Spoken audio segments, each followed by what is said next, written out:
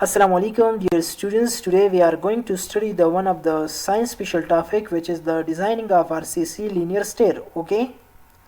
So design करने से पहले जो हमारे पास गिवन डेटा है इस स्टेयर की डिज़ाइन के लिए वो हमारे पास विड्थ ऑफ द स्टेयर है जो 4 फीट है।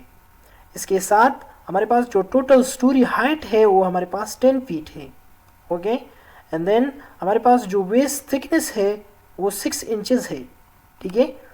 अब जो बेसिक कंपोनेंट है ऑफ द स्टेयर्स वो क्या है, थ्रेड का साइज है जो हमारे पास 10 इंचेस है और इसके साथ साथ जो राइजर का साइज है वो हमारे पास 7.5 इंचेस है। ठीक है। जो हमारे पास टोटल लाइव लोड है फॉर दिस स्टेयरकेस वो हमारे पास 100 पाउंड पर स्क्वायर फीट है। नाउ रिमेंबर हमारे पास जो डिफरेंट टाइप की बिल्डिंग्स होती है उसमें हमारे पास लाइव लोड जो है वो चेंज होता है।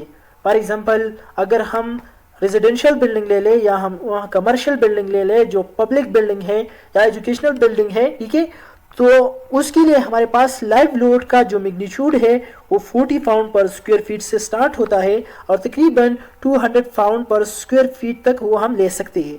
वो डिपेंड कर रहा है स्ट्रक्चर पर। ठीक है। तो जो लाइव लोड है इन दिस स्टेयरकेस के लिए वो हमारे पास 100 पाउंड पर स्क्वायर फीट है और इसके साथ साथ जो हमारे पास 2 इंजीनियरिंग मटेरियल है जिसको हम कंक्रीट कहते हैं और दूसरे को हम स्टील कहते हैं। कंक्रीट की जो क्रशिंग स्ट्रेंथ है उसकी वैल्यू हमें गिवन है in term of PSI. Okay. और जो स्टील है उसकी यील्ड स्ट्रेंथ भी हमें गिवन है in term of PSI. Okay.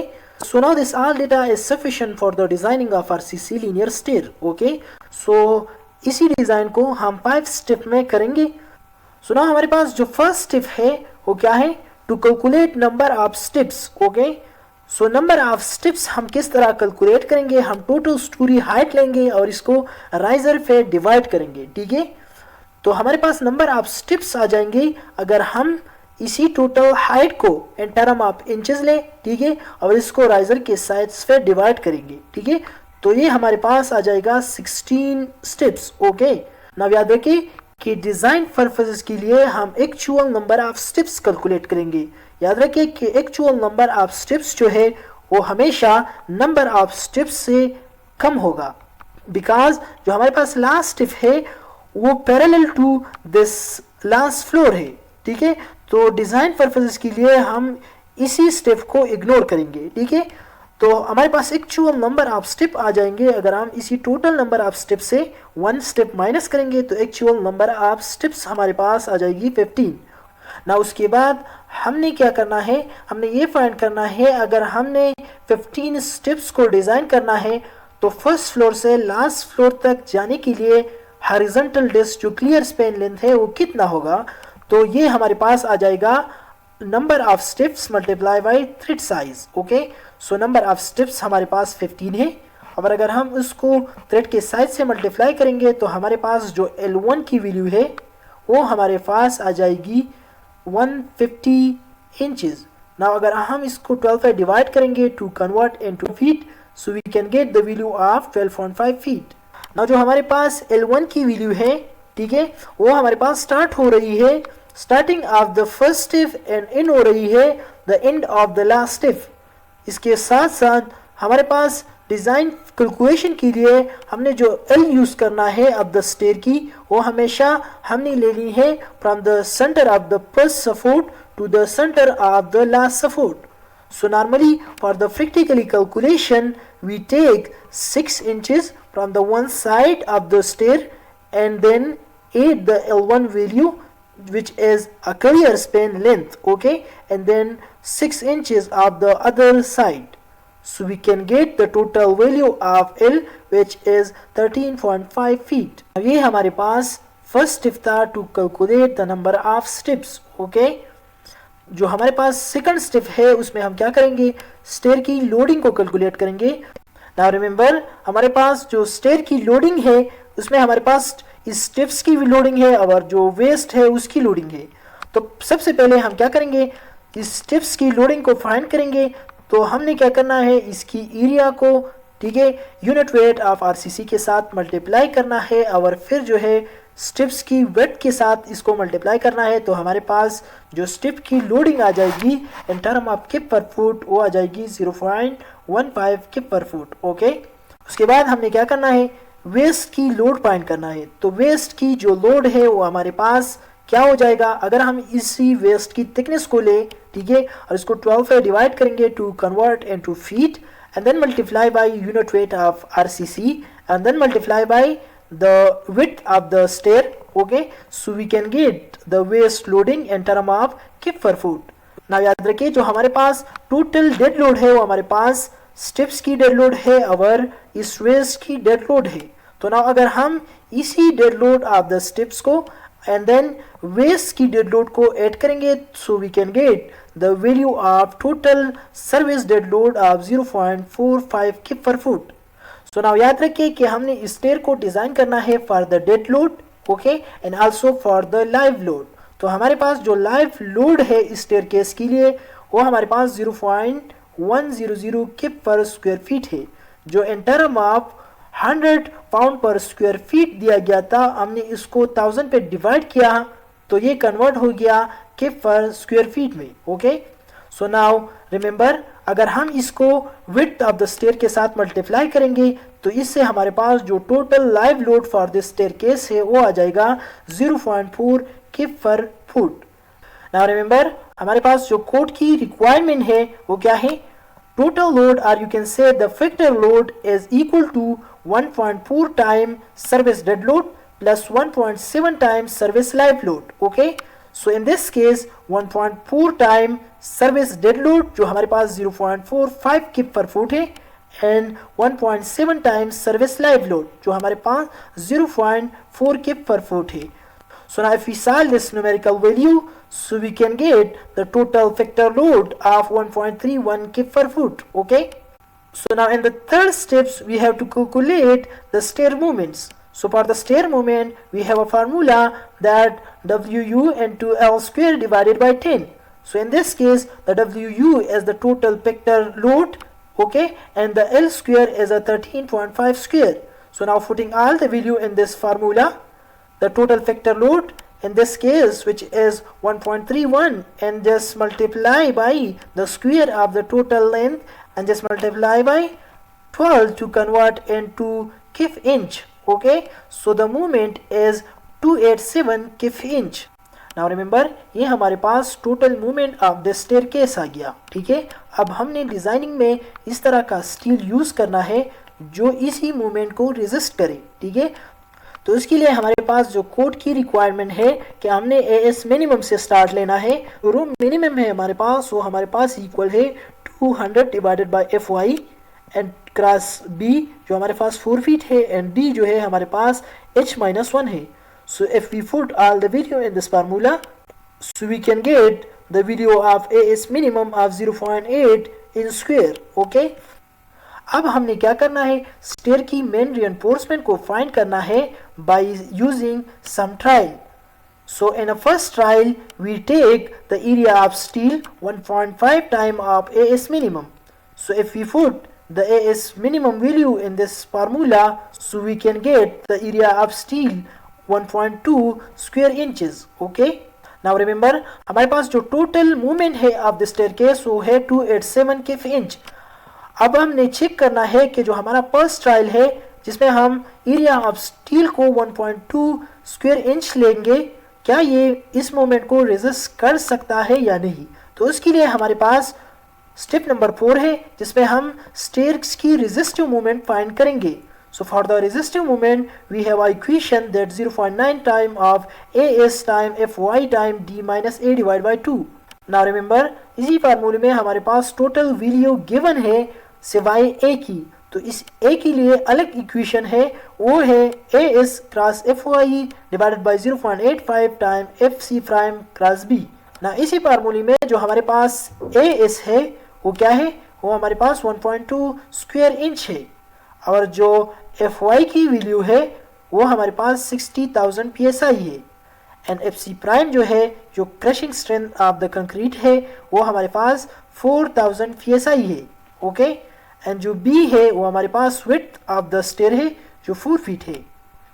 And also जो D की वैल्यू है हमारे पास इस फर्स्ट इक्वेशन में वो हमारे पास h-1 है। अब हमने क्या करना है, इसी कंप्रेशन ब्लॉक इक्वेशन में हमने वैल्यू पुट करनी है।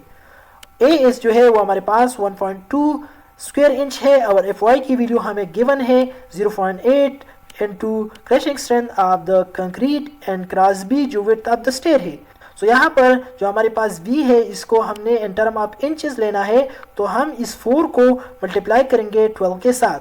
सो इससे हमारे पास जो कंप्रेशन ब्लॉक की वैल्यू है वो आ जाएगी 0.44 square inches. Okay, so now in this first equation we have the AS value of 1.2 square inches and the FY which is the yield strength of the steel in this formula which is 60 ksi and the value of D which is h-1 and the compression block value is this one and divided by 2.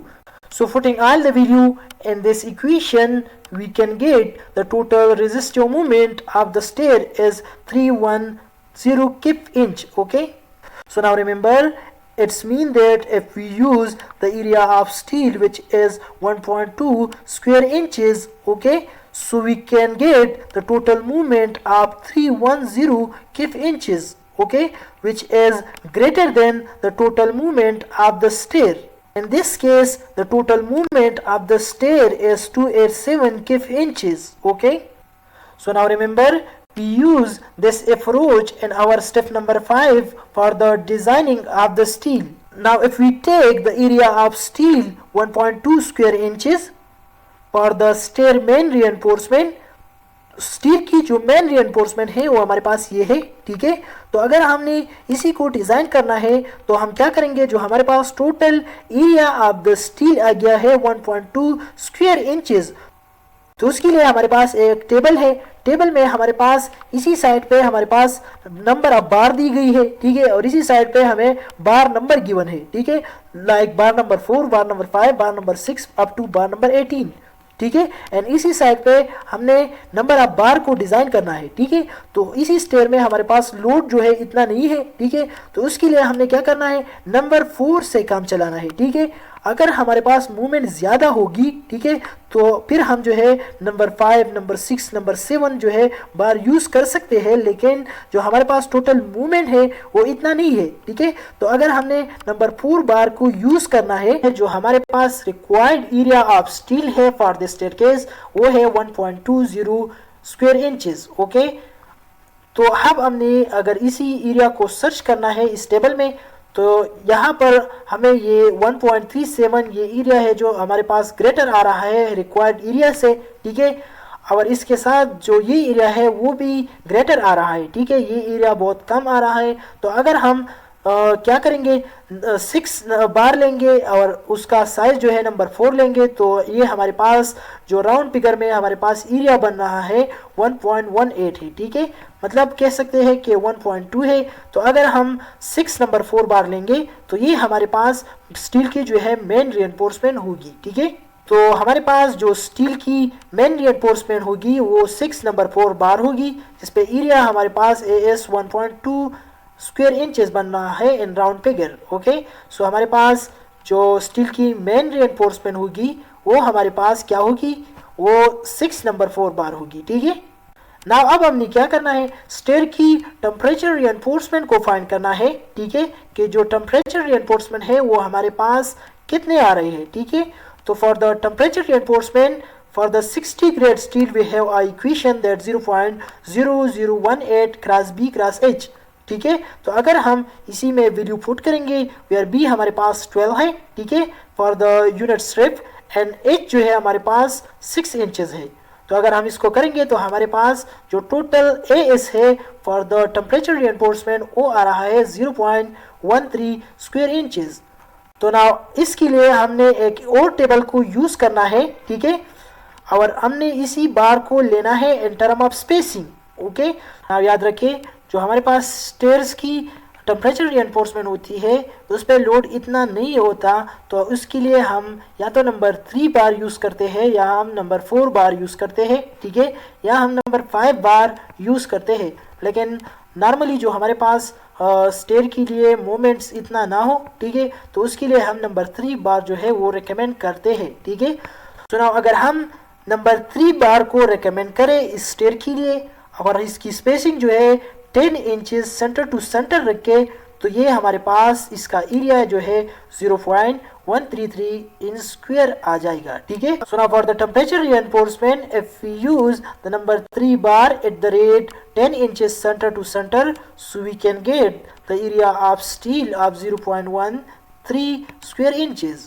So our temperature reinforcement will be number 3 bar at the rate 10 inches center to center. Okay. Now अब हमने क्या करना है, हमारे पास जो stair है linear stair, उसमें हमारे पास यहाँ पर और यहाँ पर जो नेगेटिव मूवमेंट है उसको रेजिस्ट करने के लिए एक्स्ट्रा बार को प्रोवाइड करना है. सो for the extra bar we have a formula, you can say a thumb rule, to provide 50% of the main reinforcement. So in this case our main reinforcement is 6 number 4 bar. So if we take 50% of this main bar, so we can get 3 number 4 bars for the negative movement. Okay, so हमारे पास जो steel की extra बार है वो क्या हो जाएगी, 3 number 4 बार हो जाएगी और उसको हम एक्सटेंड करेंगे L/4 डिस्टेंस के साथ. जो हमारे पास टोटल डिस्टेंस है वो 13.5 है, उसको हम 4 से डिवाइड करेंगे, जो हमारे पास वैल्यू आ जाएगी. इसी वैल्यू के मुताबिक हमने इसी एक्स्ट्रा बार को एक्सटेंड करना है, ठीक है ना. उसके बाद जो है हमने क्या करना है, स्टेयर रिइंफोर्समेंट की स्केच ड्रा करनी है, जिसपे हमने शो करना है कि हमारे पास राइजर का जो साइज़ है वो 7.5 इंचेस है, थ्रेड का साइज़ 10 इंचेस है, वेस्ट का जो थिकनेस है वो हमारे पास 6 इंचेस है, ठीक है. और जो हमारे पास जो total centre to centre distance है वो 13.5 फीट है. इसके साथ साथ जो हमारे पास मेन रिइंफोर्समेंट है इन टर्म ऑफ नंबर वो 6 नंबर 4 बार है, और जो हमारे पास डिस्ट्रीब्यूशन बार है वो हमारे पास नंबर 3 बार्स है, ठीक है. और इसका जो सेंटर टू सेंटर डिस्टेंस है वो हमारे पास 10 इंचेस है, ठीक है. और इसके साथ साथ जो हमारे पास एक्स्ट्रा बार है वो 3 नंबर 4 बार है, ठीक है. So this is our today topic. I hope you will be learn something new from this lecture. If you have any question related to this topic, please comment on my channel. I will try to reply your answer. So see you in next video. Thanks for watching. Allah Hafiz.